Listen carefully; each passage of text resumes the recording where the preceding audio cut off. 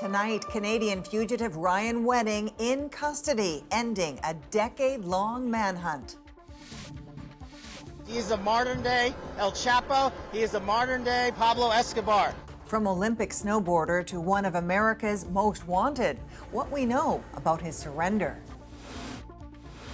Anger over Donald Trump's claim that NATO allied troops avoided the front lines in Afghanistan. I consider President Trump's remarks to be insulting and frankly appalling. You cannot rewrite history. The Canadian veterans calling it a slap in the face. Millions of Canadians facing dangerous, extreme cold. My zippers broke off my jacket. It was so cold out, man. And planes grounded, stores picked clean. American cities brace for an intense winter storm. From CBC News, this is The National with Erica Johnson. Thanks for joining us. Tonight, Canadian fugitive Ryan Wedding is back on American soil in police custody. He's been on the run for more than a decade, one of the FBI's most wanted, accused of orchestrating a violent international drug operation. Authorities say the former Olympic snowboarder turned himself in Mexico City. Now under arrest, Wedding faces a long list of serious charges, including murder. But questions remain about what led to his surrender. International authorities have been closing in on Wedding, seizing assets and building their case. Thomas Dagla has led our reporting on this manhunt and takes us through what we've learned. After 10 years on the run, there he is, Ryan Wedding, accused of leading a billion-dollar cocaine empire, escorted from Mexico to California, the FBI director right behind him. A dramatic arrival for America's most wanted Canadian. He went from an Olympic snowboarder to the largest narco trafficker in modern times. Wedding's arrest coinciding with Kash Patel's meetings the same day with top Mexican officials. Mexican security forces are said to have captured Wedding before his long, drawn-out negotiations with the FBI. All of it culminating in Wedding's surrender late Thursday, then an overnight flight to the U.S., where he faces murder charges. We can finally say that our communities, our countries are much safer with the arrest of Ryan Wedding. Ryan Wedding from... Once an elite snowboarder who flew down the slopes for Canada at the 2002 Olympics, Wedding went on to earn the moniker El Jefe, the boss. Allegedly ordering hits on rivals in Canada and abroad, including the mistaken identity killings of a father and mother in Caledon, Ontario. All to protect Wedding's network, said to have shipped 60 tons of cocaine a year onto the U.S. and Canada. This cocaine from Canada, I'm certain, went all over the world. And so this guy was very significant. Whoa. Since 2024, authorities swooped in on alleged associates, then turned up the heat last month, carrying out raids on homes linked to Wedding in Mexico, seizing dozens of motorcycles, plus artwork, even his snowboarding medals. There was a pretty good idea of where he was, and so I would expect that there was some pressure on him to turn himself in. After first evading the RCMP in 2015, Wedding's poster now reads, "Captured." Marched straight to prison, where he could spend the rest of his life. Now, Wedding is set to appear in court in Los Angeles on Monday. A spokesperson for the U.S. Attorney's Office tells me he will be required to enter a plea at that time, Erica. And Thomas, what's your sense of what ultimately led the FBI to track him down? Well, keep in mind here, over the past year and a half or so, they've taken in upwards of 36 of Wedding's alleged associates, some of whom may have been willing to work with the FBI and give up his whereabouts. We know that, according to court documents that I've seen, one key Wedding associate who allegedly trafficked drugs and carried out murders with Wedding turned FBI witness last year after Wedding allegedly learned the identity of the previous informant and had him shot dead, Erica. All right, thanks for this. Thomas Dagla reporting in Toronto tonight. If you're one of the millions of Canadians under an extreme weather alert tonight, you have probably already felt the merciless cold. Michelle Song shows us the polar vortex that's bringing dangerous conditions to both Canada and the U.S. There you go. Bracing for the extreme cold outside, layering up herself and the dogs. Dog walker Helga Oyoung says she's prepared. I mean, it's Canada. What do you expect, right? With parts of Canada plunging into a polar vortex, frosty temperatures are settling in and expected to continue. Some regions feeling as low as -50 degrees Celsius with wind chill. Environment Canada cautioned those who work outside to take breaks indoors. Frostbite is a concern when we talk about wind chill. Wind chill values of -30 and below. Skin exposed to the air can develop frostbite as quickly as 30 minutes. My zipper broke off my jacket. It was so cold out, man. Manitoba, Saskatchewan, and parts of Ontario, Labrador, and Nunavut are now under extreme weather alerts, impacting millions of people, and shelters across those provinces are now gearing up for an influx of visitors. During the extreme cold alert is going on right now, we actually allow community members to come in to warm up outside of those drop-in hours and outside of the shelter hours. But the polar vortex is also driving weather south of the border, as a fierce weekend winter storm is set to reach all the way from the Rockies to New England.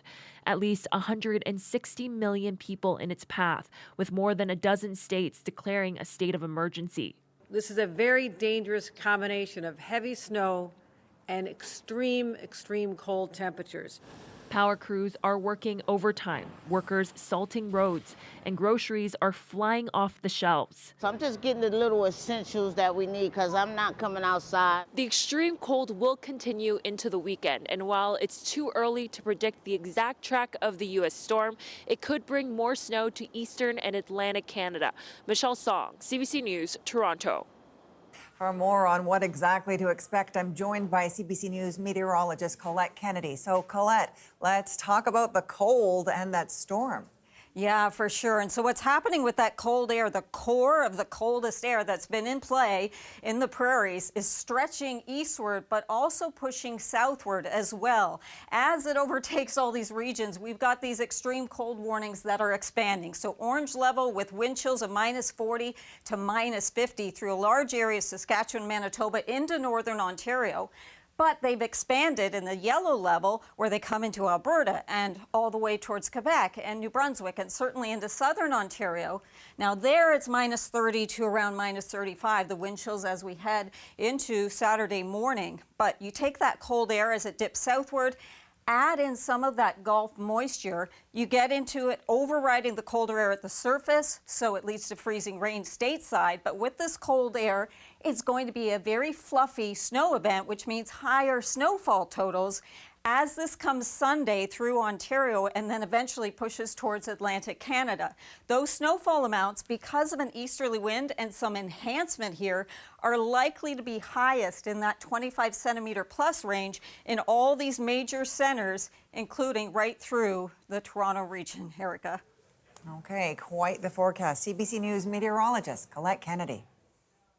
The Prime Minister and his cabinet wrapped up their two-day retreat in Quebec City as Donald Trump continues to taunt and criticize Canada. But as Olivia Stefanovich explains, if ministers emerged with a new plan for dealing with the U.S., Mark Carney didn't reveal it tonight. What did you hear about the invitation rescinded? The Prime Minister arrived for a final day of cabinet meetings to a barrage of reporters' questions after U.S. President Donald Trump announced he's withdrawing Mark Carney's invitation from his Board of Peace, later escalating the spat by claiming Canada opposes his Golden Dome missile shield over Greenland, saying on social media instead they voted in favor of doing business with China, who will eat them up. President Trump is reclaiming the Western Hemisphere. The U.S. Treasury Secretary fueling tensions by supporting Alberta separatism. Rumor that they may have a referendum on whether they want to stay in Canada or not. Sounds like you may know something up there. People are saying, people are talking. People are talking. People want sovereignty. They want what the U.S. has got. Thanks, but no thanks. The finance minister appeared to shrug it off. We will do our own things, and we will be able to develop our resources with Albertans, with Canadians. But the federal government will need to change its ways drastically, according to this expert invited to speak to cabinet. We have to understand that the stakes are just entirely different now. And if this country wants to survive and thrive, We're going to have to find ways of overcoming these kinds of differences and pulling together. We're about a year into Mark Carney's mandate. What's he actually done? The Conservatives say Canadians should expect more from the Prime Minister. He's got a major projects list that none of them have actually proceeded. He promised to solve these tariff deals. Carney was supposed to take questions from reporters following his two-day cabinet planning forum, but his office suddenly canceled. Can you explain to us why he isn't being made available? Well, I'm glad you're happy to see me because I'm so glad to see you as well. So it's a good thing. A scheduling issue. The cancellation was announced as journalists were lined up for questions, just minutes before Carney was set to speak, and delivered while the Prime Minister's motorcade drove away. Now, Olivia, did the Prime Minister's office give any other reason for the cancellation? No, the Prime Minister's office instead put up the Finance Minister in Carney's place, then released a statement saying the federal government supports the intent of Trump's pursuit of peace in Gaza, but made no mention of the president's decision to disinvite the Prime Minister from his Board of Peace. Okay, Olivia Stefanovich in Quebec City. Canadian veterans are among those demanding an apology tonight from Donald Trump for belittling NATO's contribution to the mission in Afghanistan. Evan Dyer shows us the growing backlash from world leaders and other veterans. Canada lost 158 soldiers and 1 diplomat in Afghanistan, this country's longest war. So for many veterans, Donald Trump's false statement that supporting NATO troops avoided the front lines is a slap in the face. I had to have 2 serious brain surgeries, and I still have American A-10 uranium embedded in my brain. Bruce Moncor was injured by an American aircraft and now questions why he served at all. I wouldn't put my boots on and go and risk my life again for the United States. We've never needed them.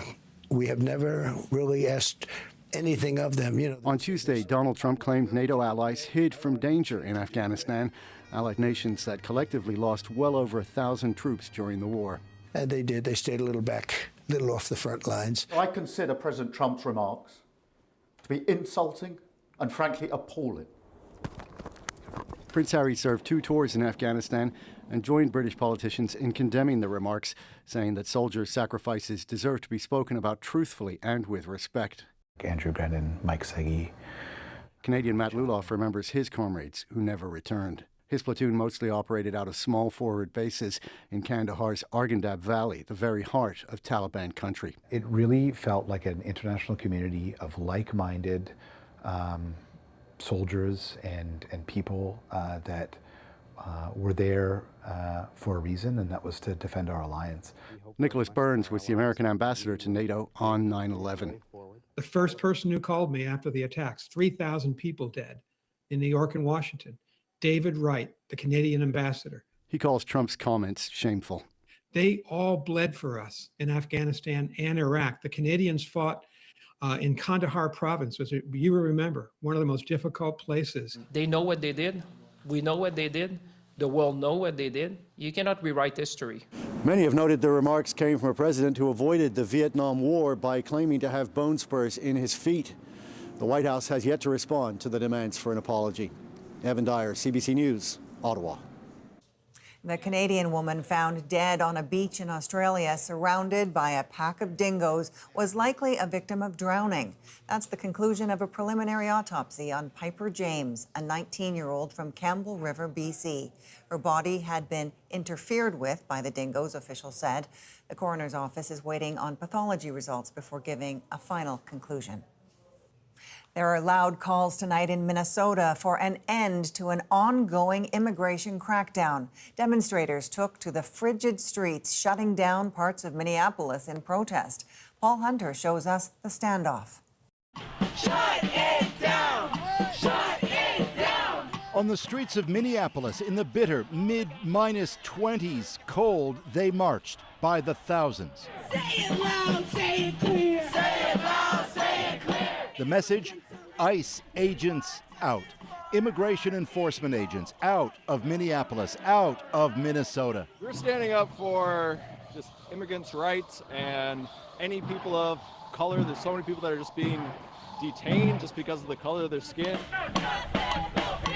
It was part of a statewide protest framed as a general strike, with businesses even shutting down in support of marching demonstrators. Our immigrants are welcome here. Get the occupation down! And out at the airport, more anti-ICE protesters at this demonstration, some 100 of them eventually detained and zip-tied by police.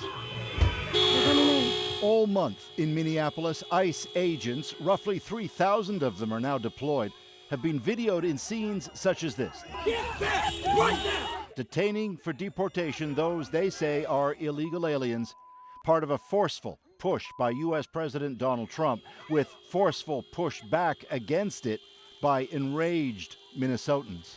What did you do? Horrifyingly, 37-year-old Renee Good was shot and killed in her car by an ICE agent 2 weeks ago. Shame!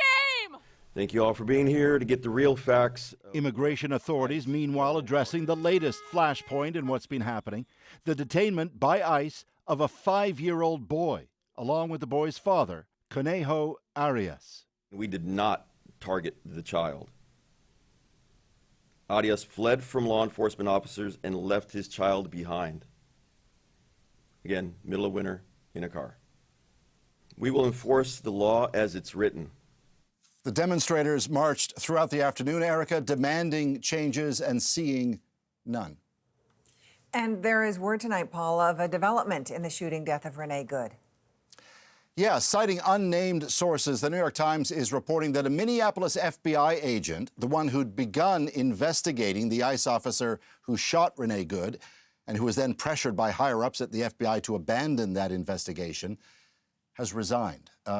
Such investigations into incidents like what happened with Renee Good are effectively standard practice at the FBI.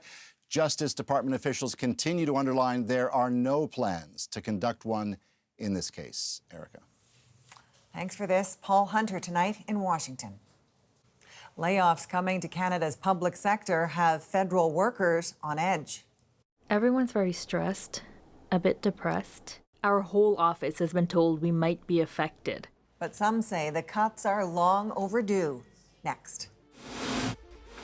Canadians are moving away from meal convenience. The industry is, to be generous, is plateauing. Why meal kit companies are struggling to find new customers. Plus, best trivia night ever? I don't go to a trivia night and expect the author to come out. Heated Rivalry fans get a big surprise in our moment. We're back in 2.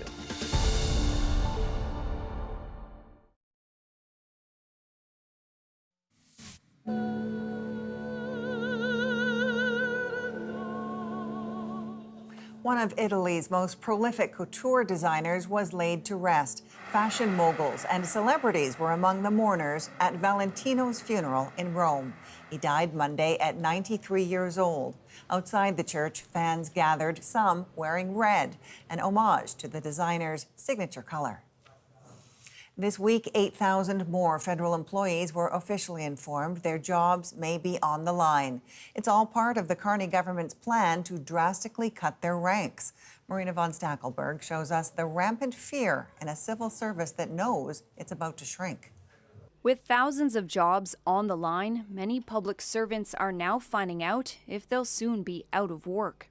Everyone's very stressed, a bit depressed. And they're scared to talk about it. CBC News is keeping this employee anonymous and changing her voice over her fear speaking publicly could get her fired. Our whole office has been told we might be affected, and they're waiting to let us know based on how much of our job they can replace with AI. The letter she got says new technologies, including artificial intelligence, present us with opportunities to streamline. Consequently, you have been identified as an affected employee. The Carney government is making good on its promise to thin the bureaucracy, sending out workforce adjustment notices, meaning workers could face reassignment or layoff. Staff at Global Affairs and Health Canada are the latest to get them.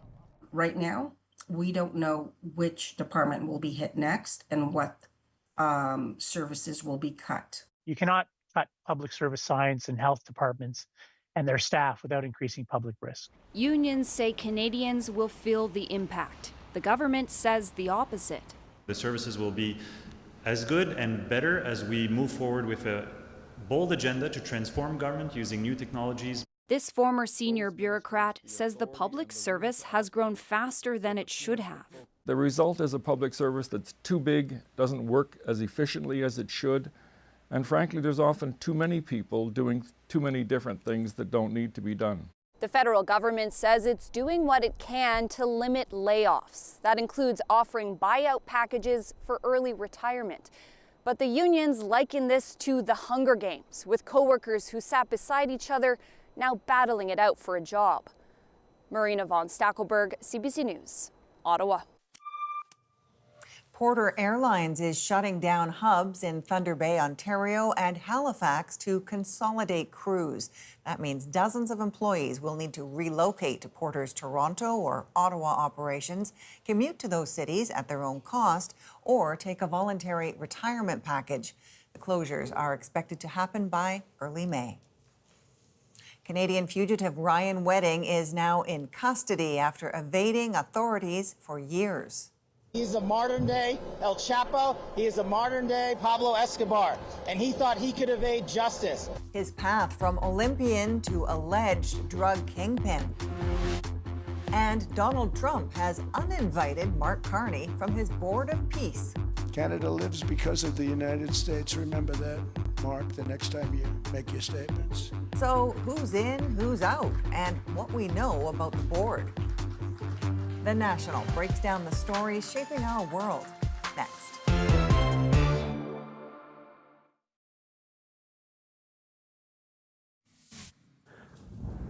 Oh, avalanche, avalanche, avalanche, avalanche. This experienced backcountry skier luckily escaped an avalanche near Lake Louise this week. The skier was swept down the slope waist deep in snow, but wasn't injured.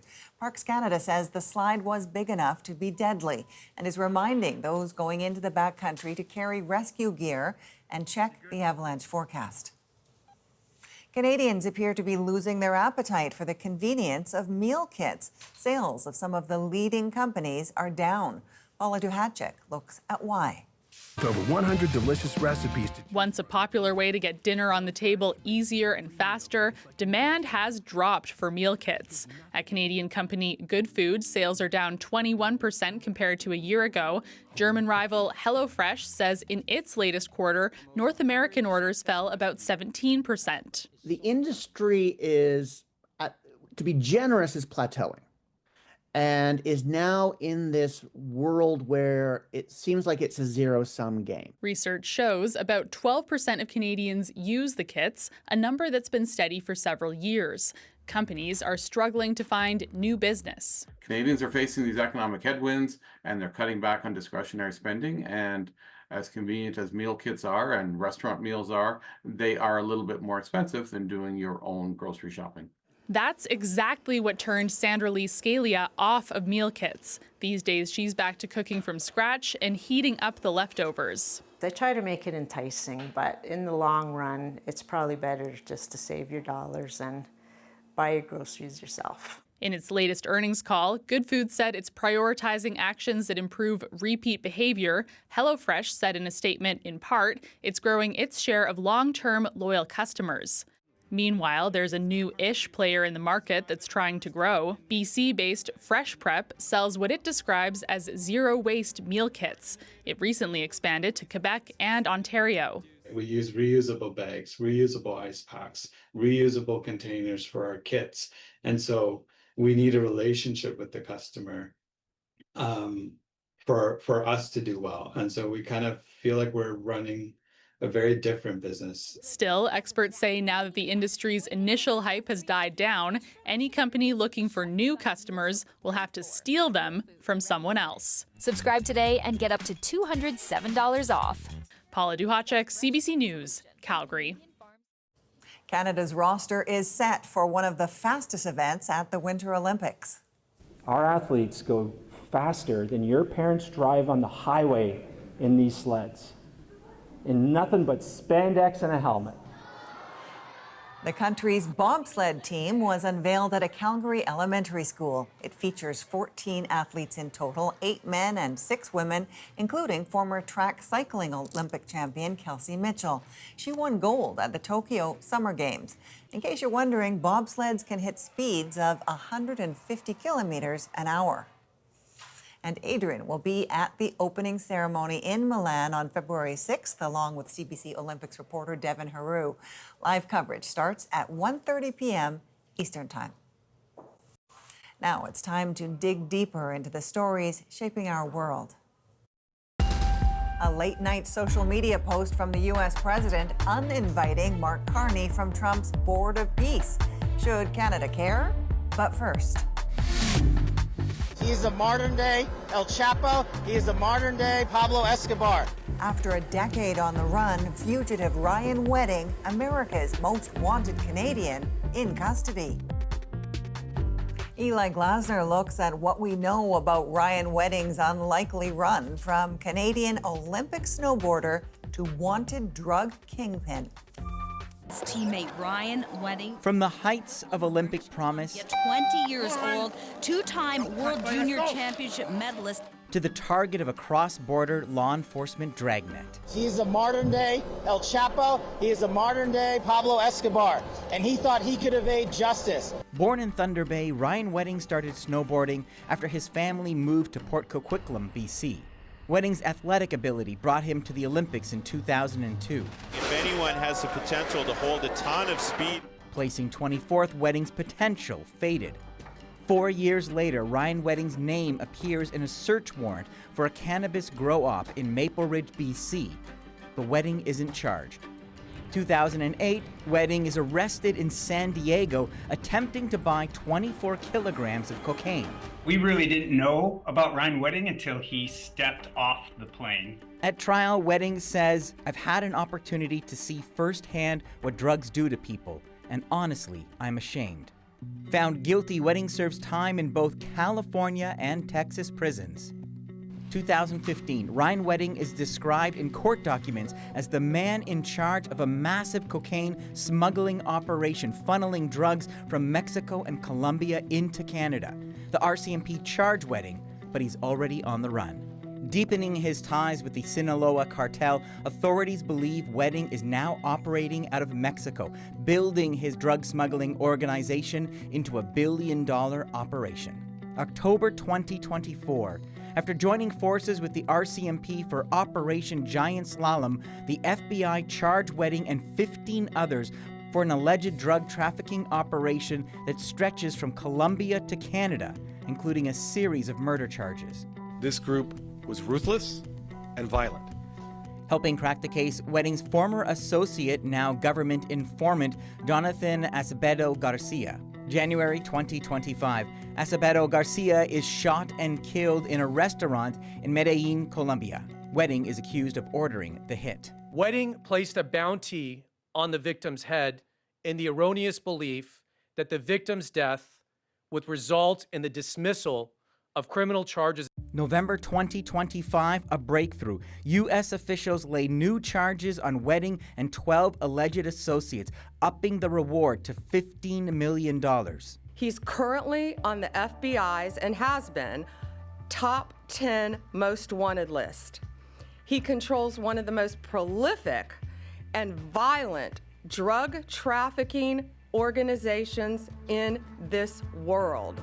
The operation leads to the arrest of 8 Canadians with ties to Wedding, including Deepak Paradkar, a lawyer accused of counseling Wedding to kill a witness. All which leads to this. After a decade as a fugitive from the law, the FBI, working with local law enforcement in Mexico and the RCMP, get their man. Ryan Wedding tormented several people and several families that will never be the same. But today, they get the justice that they sought. Ryan Wedding will remain in custody until he makes his first federal court appearance in Los Angeles on Monday. Another woman has come forward to accuse the former head of the Manitoba Inuit Association of sexual assault. Nastania Mullen is the subject of a police investigation involving 3 women CBC News has spoken to. Karen Pauls shows us it's part of a grassroots social media campaign dubbed Inuit Me Too. Marching to commemorate the 1989 École Polytechnique massacre of 14 young women and lighting the traditional Inuit oil lamp. Just like these flames connect. As we connect, we are stronger. Alexia Cousin says she found her voice. It's an empowering kind of feeling with knowing that you're not alone.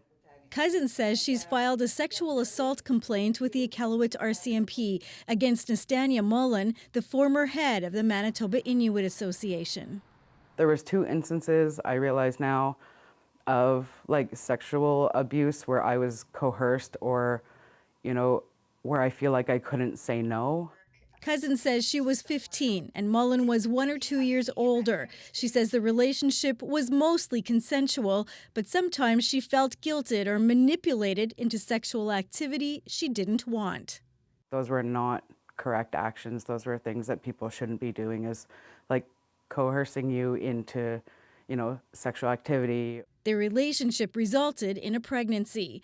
Cousin says she and Mullen unofficially shared custody of their daughter for a few years, but Cousin says Mullen's role in the young woman's life has been minimal. Despite repeated attempts, CBC News has been unable to reach Mullen for a comment. He is the subject of other accusations stemming from a grassroots #InuitMeToo campaign on social media.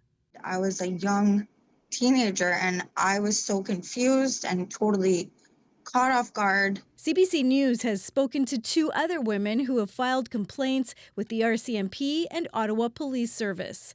36-year-old Ruth Gustaw wishes she'd gone to police more than 20 years ago when she alleges Mullen sexually assaulted her in his mother's Iqaluit home while visiting his younger sister, her best friend. That could have just saved so many other people. Like, I cry for those other people that are too scared to come forward. None of the allegations have been proven in court, and Mullen has not been charged. The Nunavut RCMP saying only, as the matter is still under investigation, I do not have any information to share at this time. We had a period of awareness and shock, and now this is a part of the journey. Advocacy groups are fundraising to provide legal fees, culturally appropriate counseling, and victim services support. I think that that's what shifted, is that more women are speaking not only with each other, but they're now speaking on larger platforms without that fear that people aren't going to believe them. The Manitoba Inuit Association terminated Mullen last November. It hired a new CEO earlier this month. Some advocates and survivors say that's a good start, but they'd still like to see him face charges in court. And support is available for anyone impacted by sexual assault. You can contact endingviolencecanada.org, or for more immediate help, call 911. Coming up, the U.S. president rescinds Mark Carney's Board of Peace invitation. Watched your prime minister yesterday. He wasn't so grateful. Did Carney's Davos speech lead to the invitation reversal? That's next.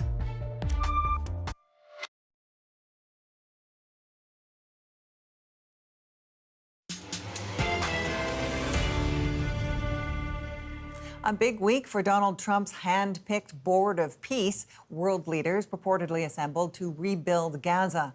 Andrew Chang, host of About That, digs into why Trump is excluding Canada and how that may or may not matter. I want to show you something. In Davos, Switzerland, there was this milestone moment, a ceremonial signing for Donald Trump's Board of Peace. Which, no worries if you don't exactly know what the Board of Peace is or does. I'll get into that in a moment. And I'm actually even going to assume that most people won't recognize most of these people. Like, we don't tend to talk much about the presidents of Uzbekistan or Kosovo, or the prime ministers of Mongolia or Armenia, or the foreign affairs ministers of Morocco or Saudi Arabia. But what is remarkable is who's not here. Where's the UK, France, Germany, Italy, Spain? Where's Canada in this family photo? Not there, I can tell you that much, and will not be for the foreseeable future, as per Trump's latest counterattack on Carney. The Board of Peace is withdrawing its invitation to you. And then you get this little dig here calling Canada's now missed opportunity the most prestigious board of leaders ever assembled at any time. And I call this a counterattack because I suspect Trump's position in all of this might be Carney started it. The middle powers must act together because if we're not at the table, we're on the menu. Let's talk about why Trump is excluding Canada in this way and why it's not clear to me how much Canada wants to be included in the first place.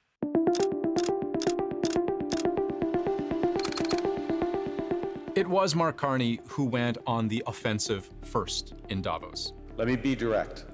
We are in the midst of a rupture, not a transition. He devoted not just part of his speech, but his entire speech to calling out America and how it is now failing much of the world, almost terrorizing it.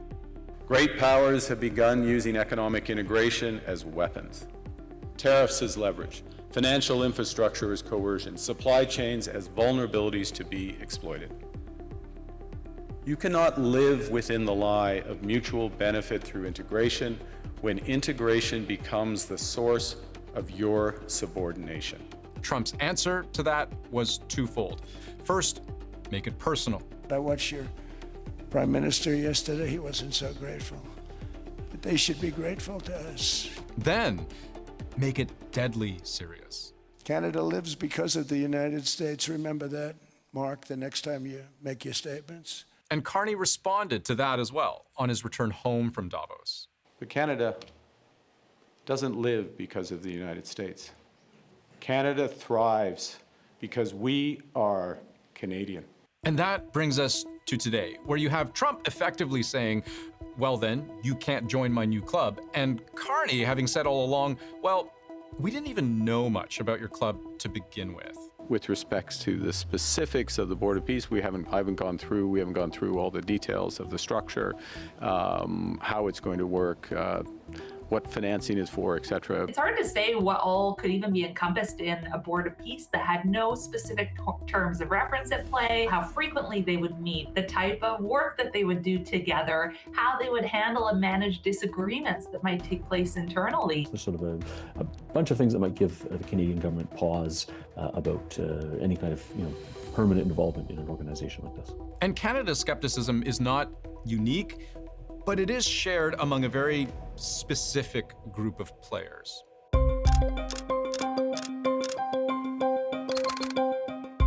Most European countries that have been invited to join the board have also so far held off on accepting because it's not really clear what this Board of Peace actually does. Originally, the advertised intent was to create a kind of steering committee for the reconstruction of Gaza. It was a part of Trump's 20-point plan, ending the war between Israel and Hamas through the creation of this entity that basically oversees everything, strategic oversight as Gaza transitions from conflict to peace and development. But when you look at which countries are included on this invite list for this board, I mean, first of all, that's a lot of countries from very far away who are meant to have a say in the reconstruction of Gaza. Second of all, Israel's a member. But to my knowledge, so far, there's no Palestinian representation here. And we have a few hints as to why the makeup of this board may not have Gaza as its only long-term focus. Exhibit A, what's reportedly in the board's charter, under purposes and functions, the stated goal of promoting stability, lawful governance, and enduring peace in areas affected or threatened by conflict. What's missing here is any mention of Gaza at all, and instead using this much broader language, which Trump has told Reuters is very intentional, that the board is going to start with Gaza and then do conflicts as they arise. So there's whatever that means. At minimum, this is a clear expansion of the board's mandate, and where membership is pay to play. A permanent seat on the board costs $1 billion, with a B, billion dollars cash, the proceeds of which are meant to help Gaza. But this is also something the Canadian government has been wary of since the start. Canada wants money to have maximum impact. We still do not have unimpeded aid flows, humanitarian aid flows at scale to the people of Gaza. That is a precondition for moving forward on this. Without clarity about whether or not the president would be determining how those funds are spent, whether or not the people actually affected by the conflict would be involved in some self-determination about what the rebuilding is going to look like. All of those would have surely been items that the government of Canada was concerned about and wished to clarify before proceeding. And so the idea that, again, $1 billion would sort of be gifted over to this organization with no sort of ethical congressional oversight to be used as essentially the president sees fit. So even if the money is supposed to be earmarked for Gaza, I imagine it's not without the realm of possibility that some of that money could be diverted to other projects that would not actually benefit the actual people of Palestine. And there's one other much bigger point of concern about joining this board, which goes back to what started this whole dispute in Davos. When we only negotiate bilaterally with a hegemon, we negotiate from weakness. We accept what's offered. We compete with each other to be the most accommodating. This is not sovereignty. It's the performance of sovereignty while accepting subordination. Let's look once again at that map of countries invited to Trump's Board of Peace, but only show you the ones who've so far accepted the invitation. There's a huge wealth disparity here. Saudi Arabia has an economy 100 times bigger than Kosovo. There's also no common thread in governance. Argentina is a populist democracy. Azerbaijan is a dynastic autocracy. But these are all countries that you might think of as outsiders to the core club of agenda setters in the Western-led world order. They are emerging markets, more deal makers than rule makers. They're mostly not Europe. They're everywhere else. A lot of times emerging markets and rising countries look at membership in institutions as a legitimation all its own. I think for many of them, it is a strategic calculus that it is better to be in the room, to have access and proximity, especially to the US president right now, to be able to have FaceTime with President Trump, connection to his team, while concurrently dealing with these specific issues with the Board of Peace. His administration, his worldview is quote unquote anti-globalist. He views, kind of global institutions, existing global institutions as sort of corrupt organizations that can't get anything done. So he's spoken about how this Board of Peace could be a way of really replacing the United Nations.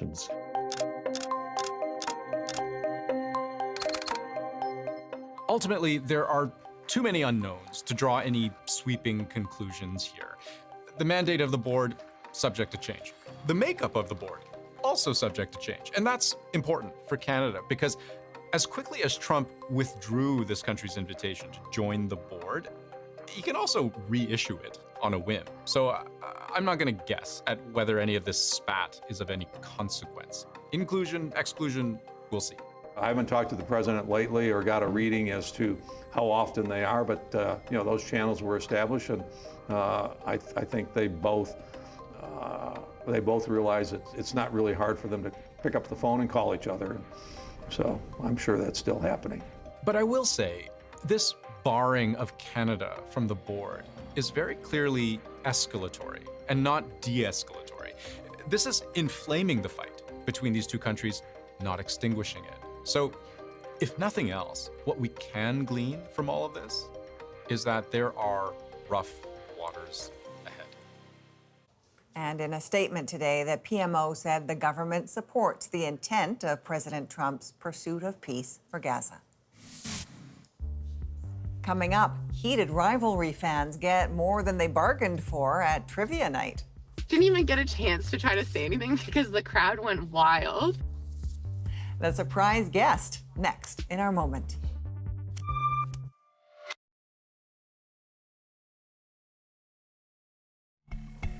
This is the moment Rachel Reed, the author of the heated Rivalry book turned wildly popular TV show, crashed a themed trivia night in Toronto.